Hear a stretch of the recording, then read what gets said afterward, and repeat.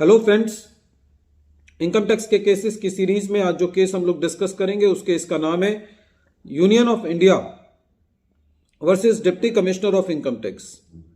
ये case 102 ITR page number 235 पर report हुआ और इस केस का जजमेंट बेंगलोर ITAT की ए बेंच ने दिया और केस का जजमेंट 6 दिसंबर 2022 को आया। ये केस असेसमेंट ईयर 16-17 से रिलेटेड है। इस केस के अंदर दो बहुत ही इंपॉर्टेंट इश्यूज ITAT ने डिसाइड किए। सबसे पहला इशू था, इस केस में असेसी एक बैंक है। बैंक ने कुछ फिक्स्ड असेट्स परचेज किए।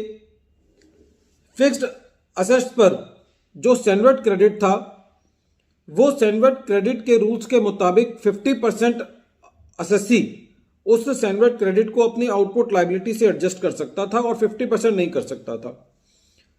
जो सैनवर्ड क्रेडिट असेसी यूटिलाइज कर सकता था उसको असेसी ने अपनी आउटपुट लायबिलिटी के लिए इस्तेमाल कर लिया और बाकी का 50% असेसी ने उसको अपने प्रॉफिट एंड लॉस अकाउंट में राइट ऑफ करके उसकी जो नॉर्मल खर्चा उसको क्लेम किया।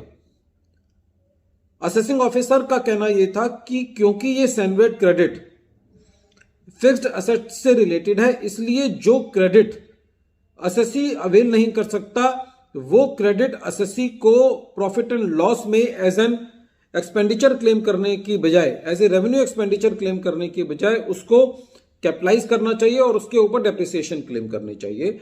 इसीलिए असेसिंग ऑफिसर ने जो सैनवर्ड क्रेडिट असेसी ने फिक्स्ड एसेट से रिलेटेड था उसको as a revenue expenditure claim किया, उसको डिसअलाउ किया। CIT अपील ने भी उसको डिसअलाउ किया और जब ये मैटर ITAT के पास गया तो ITAT ने भी असेसिंग ऑफिसर और CIT के ऑर्डर को इस मैटर पर अपील रखा। तो जहां तक कि ये इशू है कि यदि कोई सैनवर्ड क्रेडिट है जो कि फिक्स्ड एसेट से रिलेटेड है और जिसका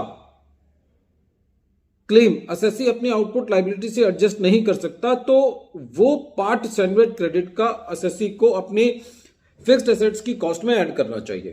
पहला इशू ये डिसाइड हुआ। सेकंड इशू ये था, during the assessment year assessee ने अपनी लॉस की रिटर्न फाइल करी थी। Government of India, ministry of rural development के दिशा निर्देशों पर असेसी को कुछ इंस्टीट्यूशंस को डोनेशन देनी थी और ये डोनेशन जो है वो इसलिए थी क्योंकि वो इंस्टीट्यूशंस जो है वो एम्प्लॉइज के बेनिफिट के लिए काम करती हैं और चैरिटेबल एक्टिविटीज में है। ये जो डोनेशन असेसी ने दी थी ये अपनी मर्जी से नहीं दी थी, कहीं ना कहीं government of India, ministry of rural development की जो गाइडलाइंस थी उसके मुताबिक असेसी ने ये डोनेशंस दी थी। जब असेसी ने अपनी रिटर्न फाइल करी तो असेसी ने इस जो डोनेशन का अमाउंट था उसको सारा का सारा अपनी इनकम में ऐड बैक कर दिया था। क्योंकि असेसी को लॉस था तो 80G के अंदर डिडक्शन का सवाल नहीं उठता था। During the assessment proceedings assessee का यह कहना था कि ये जो डोनेशन हमने दी है इसका बेनिफिट हमको सेक्शन 37 सब सेक्शन 1 में मिल सकता है, क्योंकि ये डोनेशन हमने government of India, ministry of rural development के दिशा निर्देशों के मुताबिक दी है और इसका खर्चा हमको सेक्शन 37 सब सेक्शन 1 में मिलना चाहिए। असेसिंग ऑफिसर ने इसको डिसअलाउ किया। जब मैटर CIT अपील के पास गया तो CIT अपील ने यह कहा क्योंकि असेसी को लॉस है तो 80G की डिडक्शन का मसला ही नहीं बनता और CIT अपील ने जहां तक कि सेक्शन 37 सब सेक्शन 1 में इस डोनेशन के एलिजिबिलिटी का सवाल था उस मैटर को एडजुडिकेट नहीं किया।